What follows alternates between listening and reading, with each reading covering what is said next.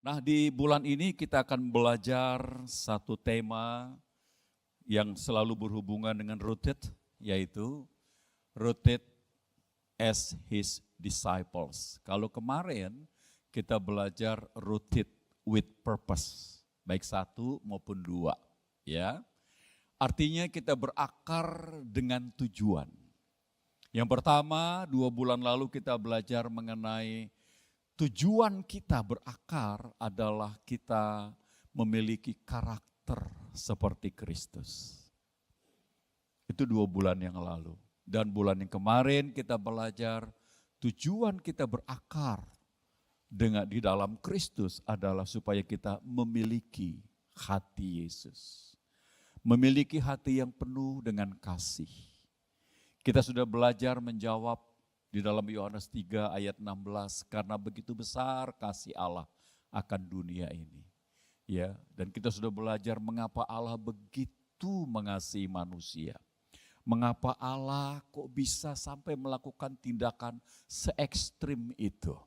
Ya, Yesus yang setara dengan Allah meninggalkan kemuliaannya dan mau menjadi sama dengan manusia dalam rupa sebagai seorang hamba, mati disalibkan. Seperti itu, mengapa kasihnya begitu ekstrim? Akhirnya kita mendapatkan pemahaman bahwa manusia itu, jiwanya, itu tidak bisa ditukar oleh apapun juga. Jiwa manusia terlalu mahal. Seperti Mazmur Daud dalam pasal 8 berkata, apakah manusia itu sehingga engkau memperhatikannya? Apakah manusia itu sehingga engkau memikirkannya?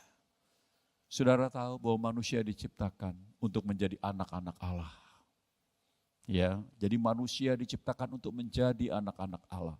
Dosa telah merusak manusia, dosa telah merebut manusia dari tujuan yang sebenarnya untuk menjadi anak Allah. Namun kedatangan Kristus itu membuat manusia bisa kembali menjadi tujuan yang semula, yaitu menjadi anak-anak Allah. Jadi saudara dan saya adalah pribadi-pribadi yang luar biasa yang dikasihi oleh Bapa dengan kasih yang sangat besar. Amin. Yuk kita beri tepuk tangan dulu buat Bapa di sorga. Nah, apa yang kita pelajari di sepanjang bulan ini, saya berharap saudara memperhatikannya dengan baik. Ya, karena ini akan menolong saudara supaya saudara semakin berakar di dalam Kristus. Apa makna dari rooted as his disciples? Kita lihat slide berikutnya. Itu dimaknai berakar sebagai murid Yesus. Jadi pada waktu kita belajar tema ini, kita akan dibawa, dituntun bahwa kita akan berakar sebagai seorang murid dari Yesus. Ya. Dan ini adalah yang Allah kehendaki dalam hidup kita. Ya, ini adalah panggilan kita untuk menjadi seorang murid Yesus. Ketika kita menerima Yesus, ketika ada orang memberitakan Injil kepada kita, kita menjadi percaya oleh karena anugerah Allah, oleh karena kuasa Roh Kudus. Lalu apa yang terjadi kepada kita? Kita dibenarkan. Kebenaran Kristus dikenakan kepada kita. Allah melihat kita seperti orang yang tidak pernah berbuat dosa oleh karena kita percaya kepada Yesus Kristus. Apalagi yang terjadi dalam hidup kita, kita diciptakan baru. Kita diberikan hati yang baru, roh yang baru. Sehingga hati yang selama ini dikuasai oleh dosa, yang membuat kita memberontak, yang membuat kita tidak mau melakukan kehendak Allah, diciptakan hati yang baru. Dan hati yang baru ini adalah hati yang ingin melakukan kehendak Allah. Ya, dan kita diberikan Roh Kudus di dalam diri kita. Kita dikuduskan sekali untuk selama-lamanya. Dikuduskan itu artinya hidup kita dipisahkan bagi Allah. Ya, jadi kita menjadi orang yang percaya kepada Yesus, kita dipisahkan dari dunia ini dan hidup kita bagi Allah. Lalu kita diajarkan, kita diangkat menjadi anak Allah, diadopsi. Dan ini adalah rencana Allah sejak manusia dirancang untuk diciptakan. Bahwa Allah ingin orang-orang manusia yang dia ciptakan ini menjadi anak-anak Allah. supaya Yesus anaknya itu menjadi yang sulung di antara banyak saudara. Ya. Dan kita sudah belajar minggu 2 bulan yang lalu, belajar mengenai serupa dengan karakter, kita belajar memiliki hati Kristus, dan di bulan ini kita belajar untuk menjadi murid Yesus. Bilang sama-sama, menjadi murid Yesus. Ya, minimal kita enggak sekolah, kita menjadi murid orang tua kita, betul enggak? Karena orang tua kita mengajari banyak hal, betul ya? Kita didisiplin oleh orang tua kita ditegur oleh orang tua kita diingatkan oleh orang tua kita, supaya kita diajar untuk memiliki nilai-nilai yang baik, yang benar, ya, yang orang tua inginkan terjadi dalam hidup kita. Jadi berakar sebagai murid Yesus, itu berarti mengambil keputusan untuk mengikuti Yesus sepanjang hidup kita. Saya mau tanya dulu, siapa yang mau ikut Tuhan seumur hidupnya? Mau semua ya? Wah, kalau mau semua enak nih, menjadi murid gampang jadinya. Iya kan? Nah, itu sebabnya saudara nanti akan diajar sepanjang bulan ini. Saya berharap saudara mendengarkannya baik-baik, memahaminya dengan baik-baik, karena ini adalah rencana Allah bagi kita di dalam Kristus. Nah, kita akan lihat teksnya di dalam Lukas pasal 9 ayat 18 dulu sampai ayat 26. Lukas pasal yang ke-9 ayat 18 sampai ayat 26. Lukas pasal 9 ayat 18.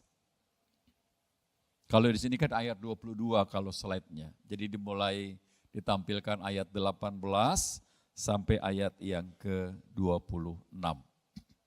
Yuk, mari kita baca bersama-sama 2-3. Pada suatu kali ketika Yesus berdoa seorang diri, datanglah murid-muridnya kepadanya, lalu ia bertanya kepada mereka, kata orang, siapakah aku ini? Jawab mereka, Yohanes Pembaptis. Ada juga yang mengatakan Elia. Ada pula yang mengatakan bahwa seorang dari nabi-nabi dahulu telah bangkit. Yesus bertanya kepada mereka, menurut kamu siapakah aku ini? Jawab Petrus, Mesias dari Allah. Ayat 21. Lalu Yesus melarang mereka dengan keras supaya mereka jangan memberitahukan hal itu kepada siapapun. Dan Yesus berkata, anak manusia harus menanggung banyak penderitaan dan ditolak oleh tua-tua, imam-imam kepala, dan ahli-ahli Taurat, lalu dibunuh dan dibangkitkan pada hari ketiga. Ayat 23, katanya kepada mereka semua, setiap orang yang mau mengikut aku, ia harus menyangkal dirinya, memikul salibnya setiap hari dan mengikut aku. Karena barang siapa mau menyelamatkan nyawanya, ia akan kehilangan nyawanya. Tetapi barang siapa kehilangan nyawanya karena aku, ia akan menyelamatkannya. Apa gunanya seorang memperoleh seluruh dunia, tapi ia membinasakan atau merugikan dirinya sendiri? Sebab barang siapa malu karena aku dan karena perkataanku, anak manusia juga akan malu karena orang itu apabila ia datang kelak dalam kemuliaannya dan dalam kemuliaan Bapa dan malaikat-malaikat kudus. Ini kita akan pelajari pelan-pelan supaya saudara mengerti, memahami bagaimana Yesus ingin membawa kita. Ya, tidak sekedar kita menerima Yesus lalu diselamatkan. Saya sudah menerima hidup yang kekal. Iya, betul. Tapi apakah hanya sampai di situ? Ternyata tidak. Dia mau menuntun kita berjalan bersama dengan Dia. Ya, mari kita akan lihat slide-nya. Apa yang kita pelajari dari teks ayat tadi yang kita sudah baca. Yang pertama kita belajar dari kalimat tadi ayat 23, yaitu setiap orang yang mau mengikut aku. Ya, kita lihat. Lukas 9:23 bunyinya seperti ini. Kata Yesus kepada mereka semua, baik itu kepada murid-muridnya maupun kepada orang yang hadir di situ. Setiap orang yang mau mengikut aku, ia harus menyangkal dirinya, memikul salibnya setiap hari dan mengikut aku. Kalimat yang pertama yang kita perhatikan adalah setiap orang yang mau mengikut aku. Kalimat ini kalau di dalam bahasa asli Alkitabnya adalah berbentuk syarat. Kalimatnya berbentuk syarat. Bunyinya begini, jika, gitu. Dimulai dengan kata jika. Jika seorang mau mengikut aku, maka itu kalimat bersyarat. Ya. Jika atau setiap orang yang mau mengikut aku. Jadi kalimat ini adalah kalimat yang berbentuk syarat. Ya. Kalau kamu mau mengikut aku, maka kamu harus begitu. Ya. Dan ini adalah sebuah undangan kepada orang pada waktu itu, pendengar pertama. Murid-muridnya maupun orang banyak yang mengikuti Yesus. Berbentuk undangan, ya. Dan didasari undangan ini dari pengakuan Petrus tadi. Ketika Yesus berkata, siapakah anak manusia itu? Kalau menurut orang lain gimana? Siapa? Aku ini menurut orang lain. Oh, ada yang bilang Yohanes Pembaptis. Ada yang bilang itu Elia. Ada yang bilang itu Yeremia atau nabi-nabi yang sudah pernah dicatat di dalam perjanjian baru yang bangkit. Itulah engkau. Tapi menurut kamu, kepada murid-muridnya dia bertanya, siapa aku ini? Apa yang kamu lihat daripadaku? Apa yang kamu pahami daripadaku? Apa yang kamu mengerti tentang aku? Menurut kamu yang berjalan dengan aku bersama-sama, setahun, 2 tahun bersama dengan aku ini siapa menurut kamu? Petrus berkata, engkau adalah Mesias dari Allah. Lalu kemudian Yesus mulai memberitahukan, ya, tentang apa? Tentang kematiannya. Bahwa dia akan ditangkap, dia akan menderita, dia akan dibunuh, dia akan ditolak. Jadi pada waktu ada pengakuan bahwa Yesus adalah Mesias, artinya Yesus adalah juru selamat atau Yesus adalah orang yang diurapi, maka ada pengertian yang Yesus berikan kepada mereka bahwa anak manusia ini atau Mesias ini akan ditangkap, akan menderita, akan dibunuh. Kenapa Yesus memberitahukan hal itu kepada para murid-muridnya, bahkan melarang sesudah itu untuk memberitahukan kepada orang banyak? Karena orang-orang pada waktu itu mempunyai persepsi bahwa kalau Mesias datang, maka Mesias akan mengalahkan kerajaan Romawi. Jadi Mesias yang mereka harapkan ini seperti Daud misalnya begitu. Bahwa dia akan berperang melawan tentara Romawi dan akan membebaskan orang-orang Yahudi secara politik dengan perang. Tapi yang murid-murid dengar adalah kok Mesiasnya menderita, ditangkap malah. Ya, bukan mati karena pedang begitu, malah ditangkap begitu. Kemudian dibunuh. Lah, kok Mesiasnya payah, ya. Di luar persepsi mereka. Setelah Yesus bangkit pun dari antara orang mati, kalau kita sudah membaca di hari Pentakosta, murid-murid masih sempat bertanya, maukah engkau memulihkan kerajaan Israel sekarang? Itu adalah pertanyaan politik. Artinya maukah engkau mengalahkan kerajaan Romawi sekarang ini dan membebaskan orang-orang Yahudi dan kerajaan Israel tetap berdiri? Tapi Yesus berkata, engkau enggak perlu tahu waktu dan masanya yang telah ditetapkan oleh Bapa.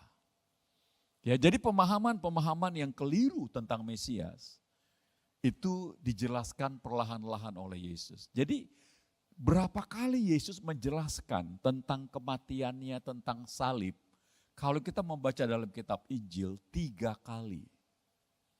Yesus berulang-ulang memberitahukan kepada muridnya bahwa Mesias akan menderita, akan ditangkap, akan diadili, akan dibunuh. Begitu 3 kali. Dan 3 kali itu pun mereka nggak ngerti, nggak tahu. Ya, karena Yesus selalu berkata, Mesias akan ditangkap, dibunuh, disalibkan, dan akan bangkit pada hari yang ketiga. Dan kalimat-kalimat itu sulit untuk mereka pahami.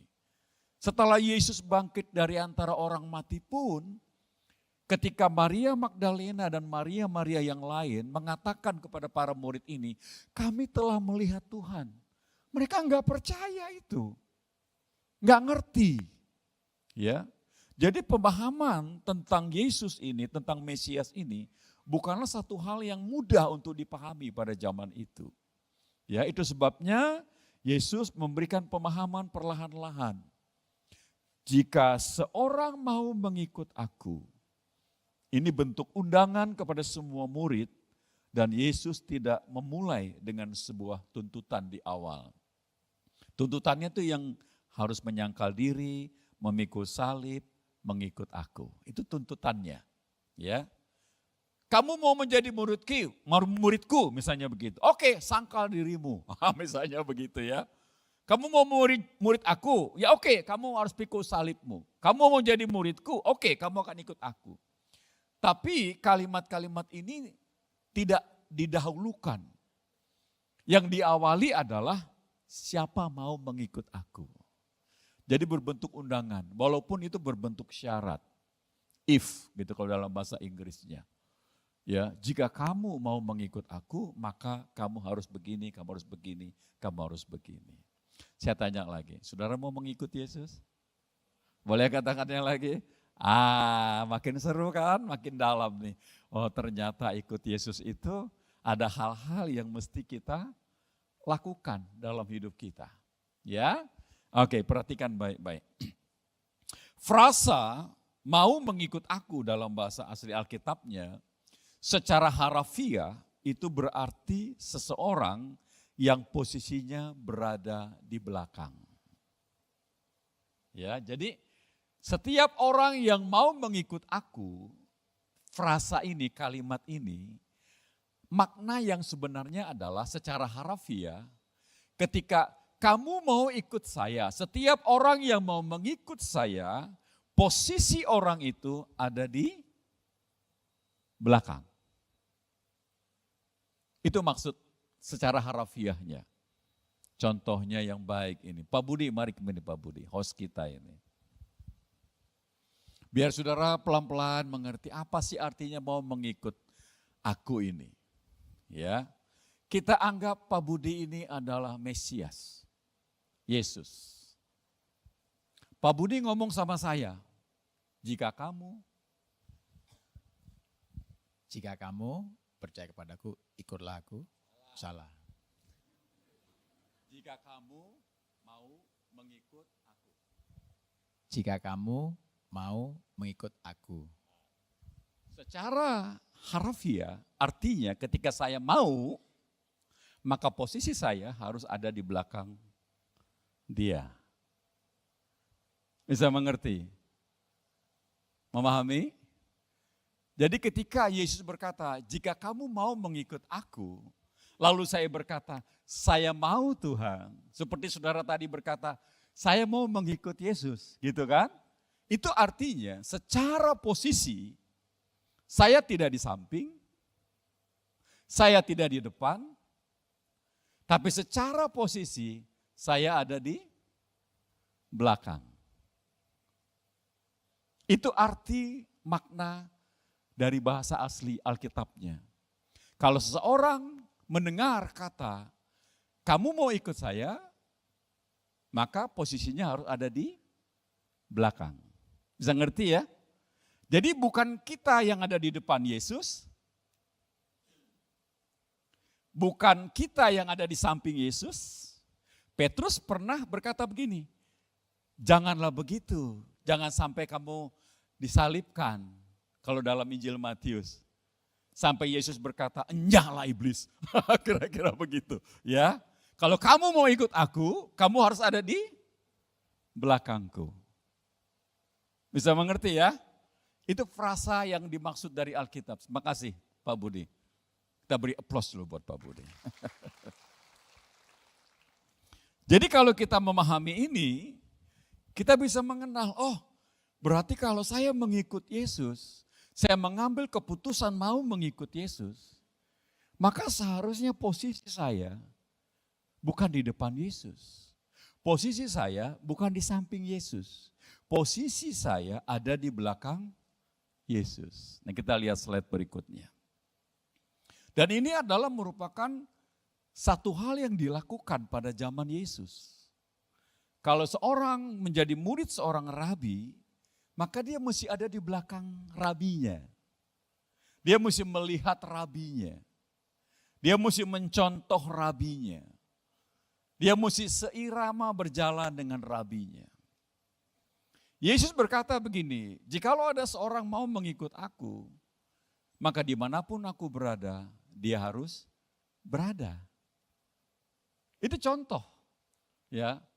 Jadi kalau kita memahami di sini, jadi berada pada posisi di belakang, artinya Yesuslah yang seharusnya memimpin. Nah sekarang kita aplikasikan. Kalau Yesus ada di depan saya, berarti dialah yang memimpin hidup saya.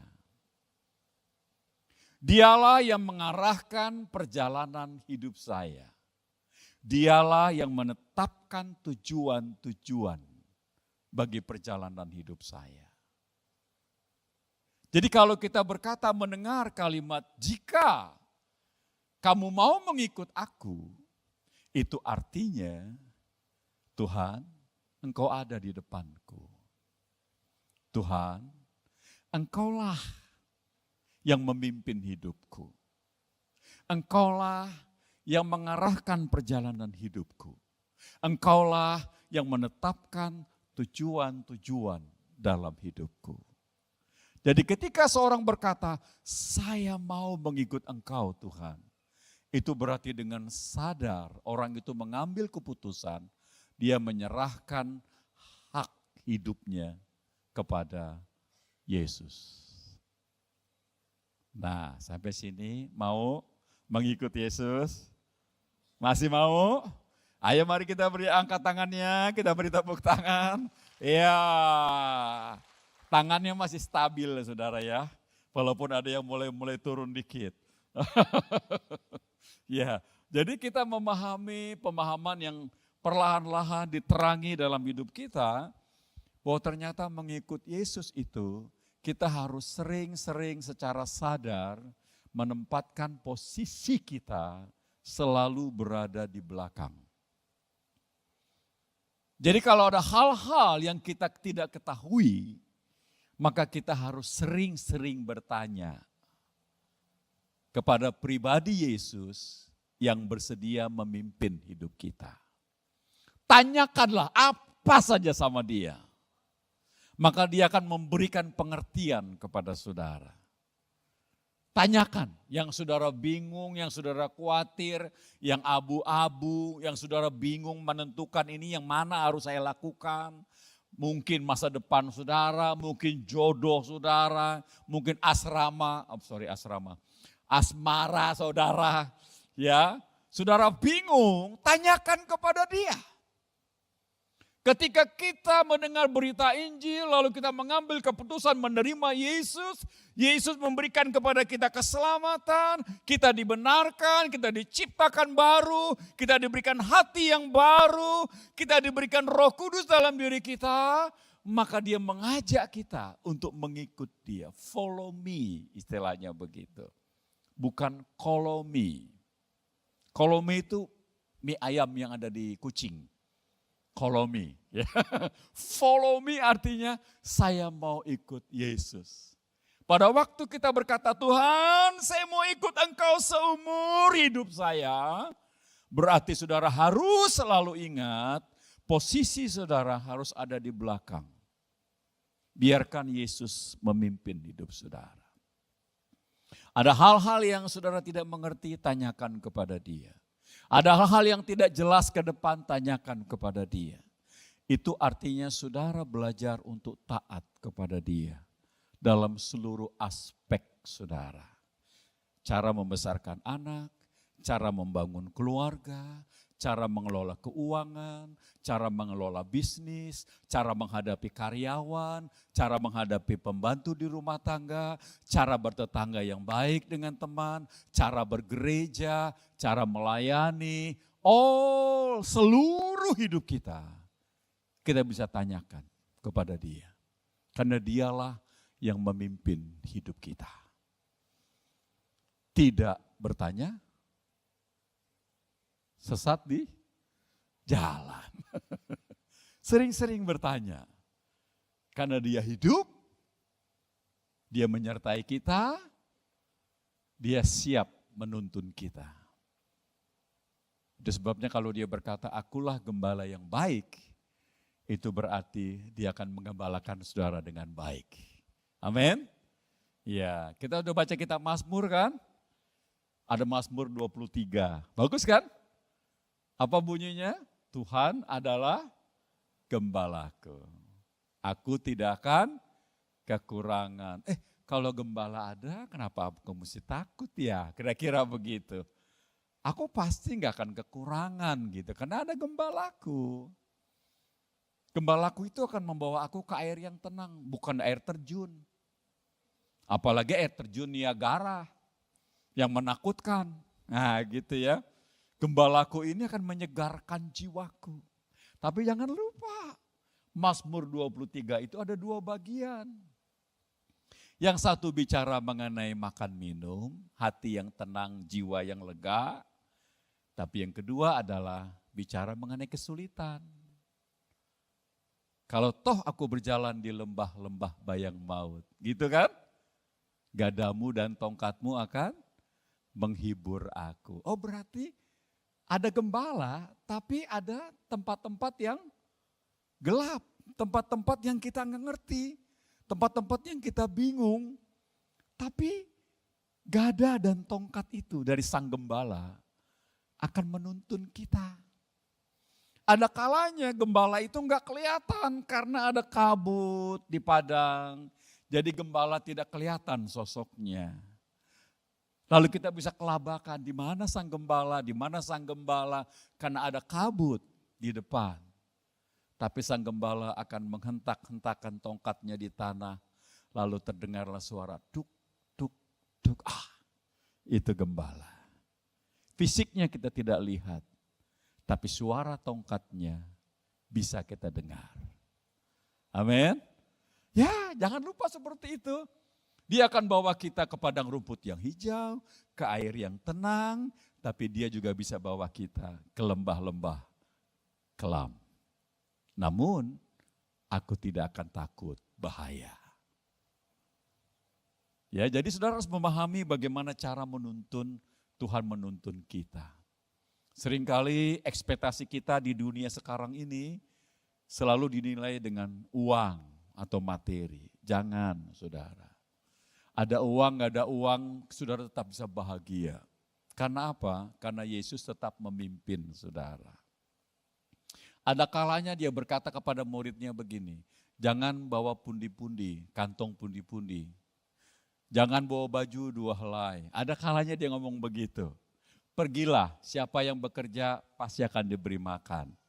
Ya, itu ada, kalau murid itu begitu. Baik, jadi murid-murid pergi 2-2, enggak bawa banyak uang di kantongnya, enggak bawa banyak baju, ya. Pergi saja mereka dan ternyata mereka pulang, mereka bersaksi. Tuhan, kami menerima ini, kami menerima ini, kami menerima ini, gitu.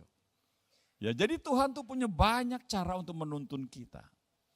Nah, ada hal-hal yang perlu kita perhatikan di dalam kita berkata, Tuhan, Engkau ada di depan saya.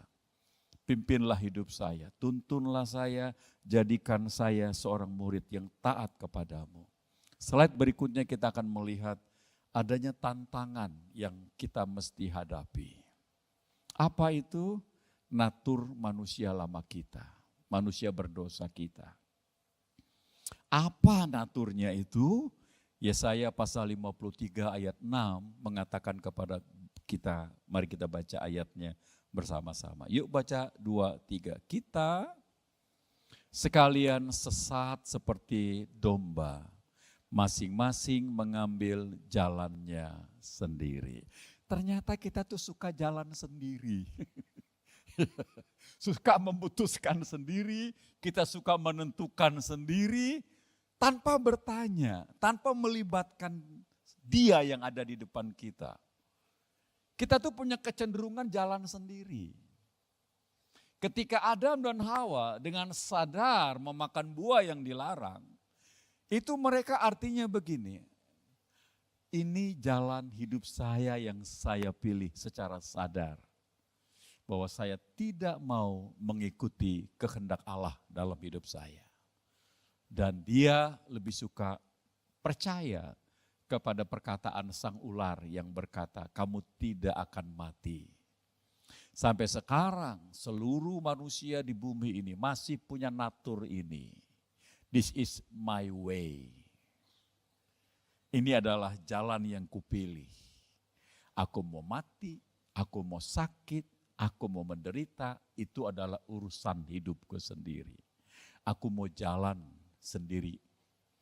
Dan ketika mulai beranjak dari dewasa, orang tua kita juga sudah wanti-wanti sama kita.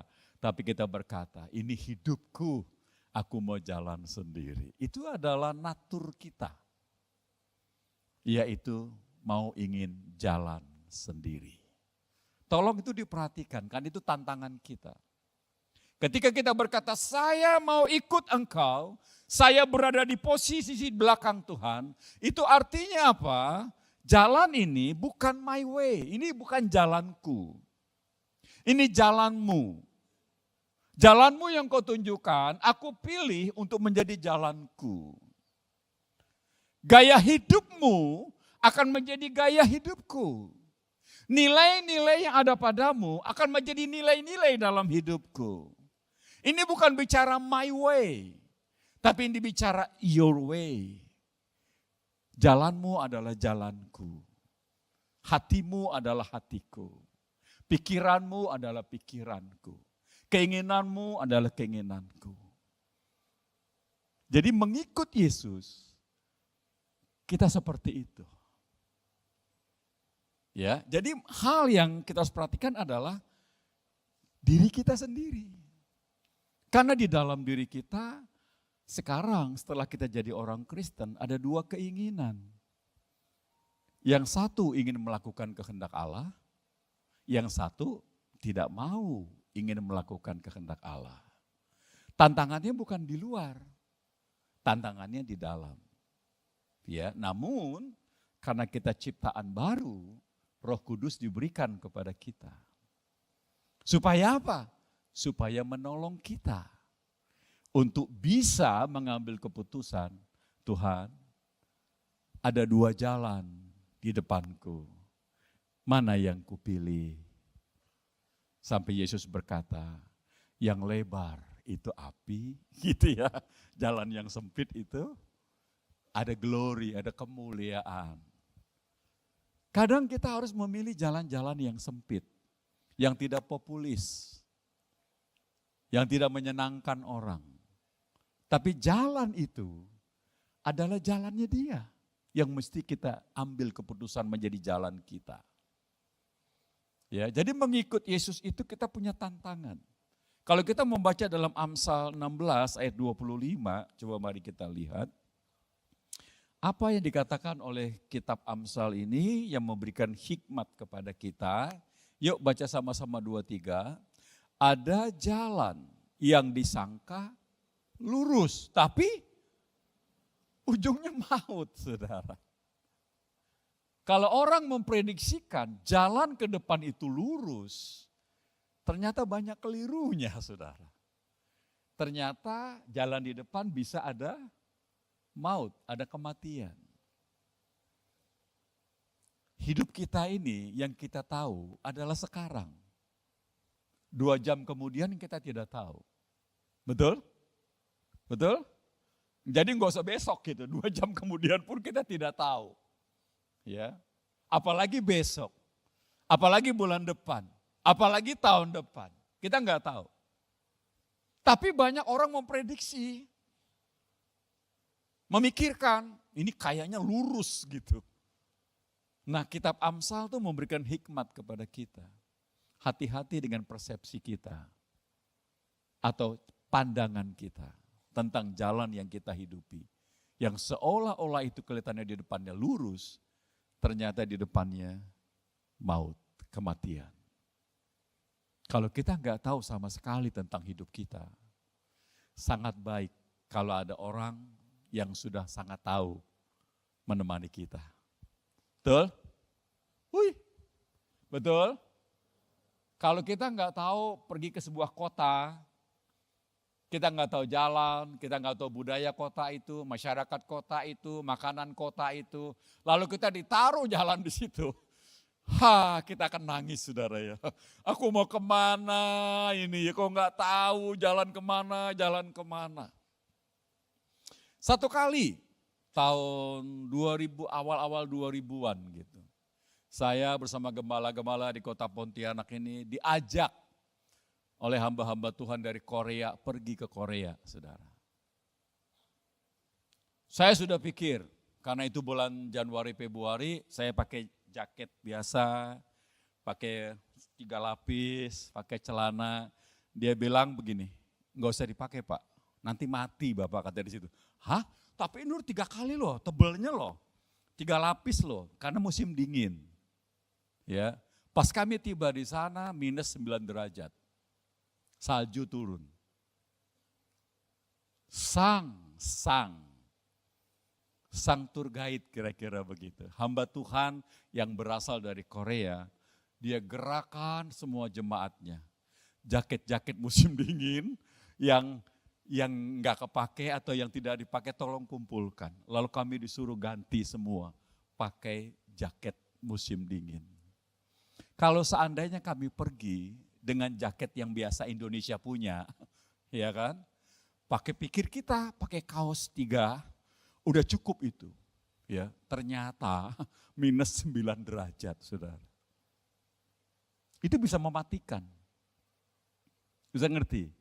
Untung ada orang yang berasal dari Korea yang memberitahukan kepada kita. Keluar aja tangan udah kaku. Lalu disediakan pemanas. Cepat-cepat pergi. Taruh tangan di pemanas itu. Supaya enggak kaku, saudara. Untung ada orang yang berasal dari Korea yang memberitahukan kepada kita. Lalu ada seorang istri gembala. Ketika naik kereta subway di bawah tanah itu, dia tertidur, saudara. Kita turun di terminal misalnya A, dia enggak turun. Bayangin saudara, pertama kali datang ke Korea, itu pasti hilang. Saudara. Untung ada teman gembala dari Korea ini yang mengerti caranya. Saudara ngerti? Dia telepon bagian perkeretaan. Diberitahukan, namanya ini, tolong turunkan di terminal ini. Kalau enggak, lurus terus dia. Entah kemana. Begitu dia bangun tidur, enggak ada suaminya. Enggak ada teman-teman dari Indonesia. Untung ada seorang orang Korea, hamba Tuhan yang bisa koneksi, memberitahukan kepada perkereta apian di sana. Ini ada yang ketinggalan di sini, tolong diturunkan, kami akan jemput di sana. Saudara ngerti? Yesus datang dari sorga, menjadi manusia, dan dia ada di depan kita. Dialah yang tahu 1 jam, 2 jam, 1 hari, 2 hari, tahun depan, bulan depan. Dia lebih tahu daripada kita. Alangkah baiknya kalau kita berkata, selalu tuntun saya Tuhan. Kalau saya enggak ngerti, tolong beritahu saya. Kalau ada sesuatu yang salah, tolong tegur saya. Supaya selalu saya ikut gitu. Kalau enggak, saya akan tersesat. Apalagi kita digambarkan seperti domba, ya masing-masing jalannya maunya sendiri. Pegang tangan saya, gembalakan saya setiap hari. Satu kali saya pernah pergi ke Israel bersama dengan beberapa jemaat. Saking semangatnya saudara, saking semangatnya. Saya membantu jemaat itu menurunkan koper-kopernya. Saya lupa koper saya saudara. Begitu tiba ya di Israel, di perbatasan, kan koper-koper tuh banyak. Jadi saya bantu jemaat nurunin kopernya. Ya, masukin ke bis. Saya lupa koper saya, saudara. Sampai di hotel, saya bingung. Mana koper saya? Saya nggak punya pakaian. Selama 10 hari. Bayangin itu. Bayangin dulu. 10 hari nggak ada pakaian pengganti. Bingung. Mau ambil lagi nggak boleh. Tour guide di sana, kalau Bapak mau ambil lagi, itu Bapak seperti keluar dari Israel. Dianggap keluar. Jadi kalau Bapak mau ambil koper itu, nanti pas keluar pulang dari Israel. Mas Bro bayangin itu. Jadi tiap malam apa yang kulakukan? Selalu cuci pakaian dalam, cuci celana, pakai pengering. Besok pakai lagi. Selama 10 hari. Begitu pulang, kubuka koperku.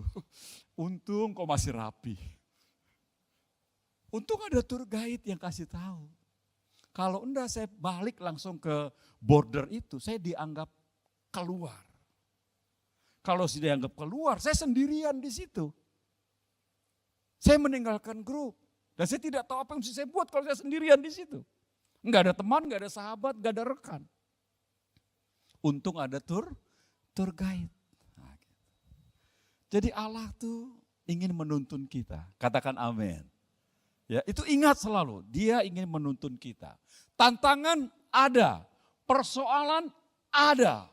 Hal-hal yang memberatkan hati kita untuk kita ingin mengikuti Yesus itu selalu ada.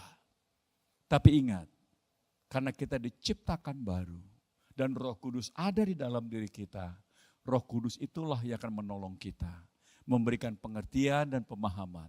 Ketika kita mengambil keputusan, Tuhan saya memilih jalan-Mu, maka saudara akan dituntun kepada jalan yang benar di dalam Kristus. Kita lihat lagi slide yang terakhir. Jadi apa yang kita bisa dapat pelajari ketika Yesus berkata, jika seseorang mau mengikut aku, atau dalam TB berkata, setiap orang yang mau mengikut aku, maka untuk menjadi seorang murid Yesus, itu diawali dengan sebuah keputusan. Bilang sama-sama, sebuah keputusan. Tiap hari kita harus ngambil keputusan. Ada persoalan-persoalan di depan, kita harus mengambil keputusan. Ada hal-hal yang memberatkan hati kita yang gak cocok dengan jalannya Tuhan dalam hidup kita. Kita harus mengambil keputusan. Ada hal-hal yang bertentangan mungkin dengan hati nurani kita, kita harus mengambil keputusan. Jadi keputusan itu adalah selalu dan selalu dalam hidup kita. Dan hampir kalau saudara menyadari seluruh hidup kita adalah karena hasil dari sebuah keputusan. Betul? Kita menikah sampai hari ini seperti saya sama ibu sudah hampir 35 tahun lebih. Itu adalah hasil dari sebuah keputusan. Betul? Saudara bekerja itu adalah hasil dari sebuah keputusan. Saudara menyiapkan keuangan saudara dengan baik, finansial saudara dengan baik, itu adalah hasil sebuah keputusan. Saudara membangun relasi-relasi dengan orang lain, itu adalah sebuah keputusan. Setiap hari kita harus mengambil keputusan. Libatkan Yesus dalam setiap kali kita mengambil keputusan. Kalau kita selalu bertanya, kalau kita selalu ingin minta petunjuk, itu artinya kita selalu menempatkan diri kita berada di belakang Yesus. Kita memberi Yesus hak sepenuhnya untuk memimpin seluruh hidup kita. Ya, kadang ada nyanyian yang berkata, jalanmu tak terselami. Betul ya? Bahkan ada ayat berkata begini, seperti tingginya langit dan bumi, demikianlah pikiran Tuhan dengan pikiran kita. Demikianlah jalan Tuhan dengan jalan kita. Boro-boro sampai ke alam semesta, nengok jalan di bumi ini. Kita ngelihat dari pesawat aja jalan itu enggak kelihatan. Ya, tinggi saja ya, dengan Boeing 747 gitu ya, tinggi gitu, kita udah enggak ngelihat jalan itu. Kenapa? Karena ada awan. Enggak kelihatan, apalagi orang, kita ngelihat orang tuh kayak apa. Kalau tinggi, kita terbang tinggi gitu, enggak akan kelihatan. Apalagi kalau Tuhan di tempat yang maha tinggi, kayaknya tak terselami, betul tak terselami. Tapi jangan lupa, Tuhan sudah memberikan Roh Kudus kepada kita. Tuhan sudah memberikan Yesus kepada kita untuk menuntun kita dan mengajar kita. Ya, seperti beberapa minggu yang lalu Ibu katakan, firman itu tidak jauh ada di atas di langit. Sehingga siapa yang harus mengambilnya untuk menjadi bagian kita. Firman itu tidak jauh di seberang lautan. Sehingga sampai siapa yang harus mengarungi lautan untuk mengambilnya bagi kita. Tapi firman itu sangat dekat, yaitu berada di dalam mulutmu. Jadi kalau saudara memahami seperti ini, saudara bisa mulai mengerti, oh kalau saya mengikut Yesus, sebenarnya itu adalah sesuatu yang tiap hari kita bisa jalani bersama dengan Dia. Jadi bukan sekedar mengaku Yesus sebagai Tuhan, menerima, percaya, jadi orang Kristen, tapi kita harus ikut di dalam tuntunan dan pimpinannya. Memeriksa kembali siapa yang menjadi pusat hidup kita. Jadi jika seseorang mau mengikut aku, dia harus memeriksa pusat hidupnya. Selama ini siapa yang memimpin hidup kita? Apakah diri kita sendiri atau kita memberikan hak kepada Yesus untuk memimpin hidup kita? Ini yang diungkapkan dalam Galatia pasal yang ke-22 ayat yang ke-19 dan 20. Coba mari kita baca. Ini adalah surat yang ditulis oleh Rasul Paulus kepada jemaat di Galatia. Dan Rasul Paulus mengungkapkan bagaimana dia berjalan bersama dengan Kristus. Yuk kita baca bersama-sama 2-3. Sebab aku telah mati oleh hukum Taurat, untuk hukum Taurat, supaya aku hidup untuk Allah. Aku telah disalibkan dengan Kristus, namun aku hidup. Tapi bukan lagi aku sendiri yang hidup, melainkan Kristus yang hidup di dalam aku.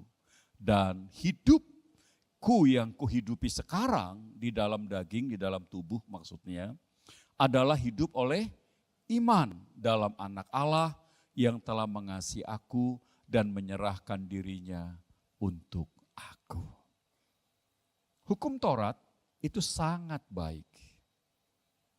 Kenapa? Karena hukum Taurat itu memberitahukan kepada kita. Apa yang diberitahukan? Tentang dosa.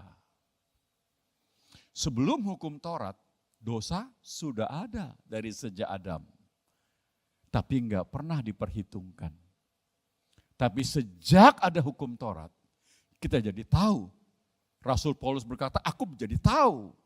Ternyata menyembah selain Allah itu pelanggaran. Gitu. Oh ternyata menyembah patung itu pelanggaran. Oh ternyata berhubungan dengan arwah orang mati itu pelanggaran. Oh ternyata pergi ke peramal untuk memberitahukan apa yang akan terjadi dalam hidup saya ke depan, itu pelanggaran. Oh ternyata tidak menghormati orang tua adalah pelanggaran. Oh ternyata membunuh adalah pelanggaran. Oh ternyata punya niat hati untuk membunuh adalah pelanggaran. Oh ternyata mengingini seorang wanita lalu di dalam pikirannya itu ternyata sebuah pelanggaran. Oh ternyata berzina adalah sebuah pelanggaran. Oh ternyata mencuri, mengambil yang bukan haknya atau miliknya adalah sebuah pelanggaran. Oh ternyata punya keinginan saja dalam hati seseorang terhadap milik orang lain. Itu adalah sebuah pelanggaran. Kalau hukum Taurat itu tidak ada, maka dosa tidak nampak. Kita tidak tahu. Enggak ada aturannya. Tapi setelah hukum Taurat itu diberikan, oh kita tahu. Ternyata itu adalah sebuah dosa, sebuah pelanggaran. Orang-orang Yahudi seperti Paulus berusaha melakukan sesuatu untuk melakukan hukum Taurat dengan usahanya sendiri. Tapi itu gagal. Hukum Tauratnya tidak salah. Tapi dalam diri manusia ini ada keinginan-keinginan yang tak terkendali untuk berbuat dosa.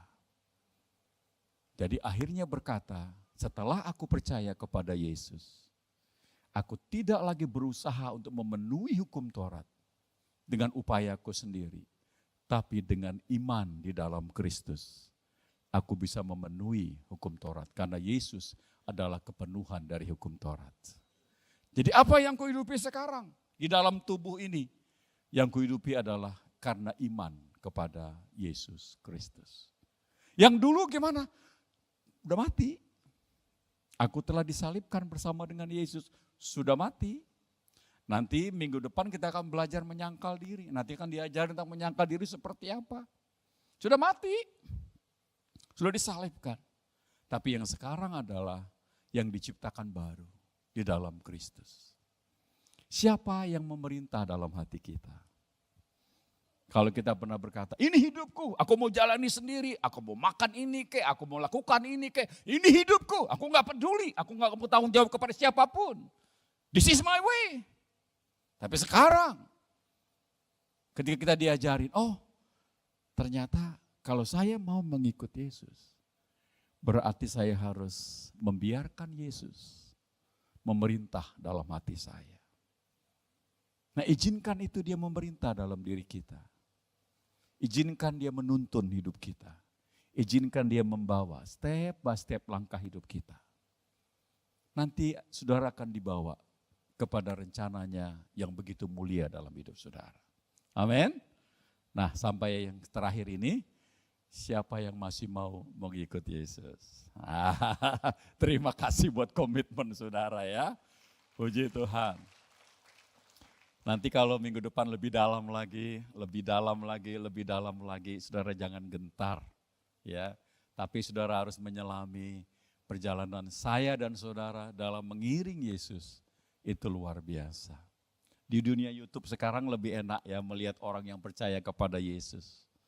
Ya, saya melihat ada seorang yang masih muda sekali dari keluarga latar belakang agama yang sangat ketat. Begitu dia dicerahi dan mengenal Yesus, dia bisa meninggalkan semuanya itu. Sama seperti Paulus, apa yang dulu kuanggap menguntungkan, sekarang kuanggap rugi setelah ku mengenal Yesus. Orang-orang yang mengenal Yesus, dia bisa melihat dengan kacamata yang baru. Sesuatu yang dia jalani dalam hidup ini, dengan cara yang baru, dengan sudut pandang yang baru.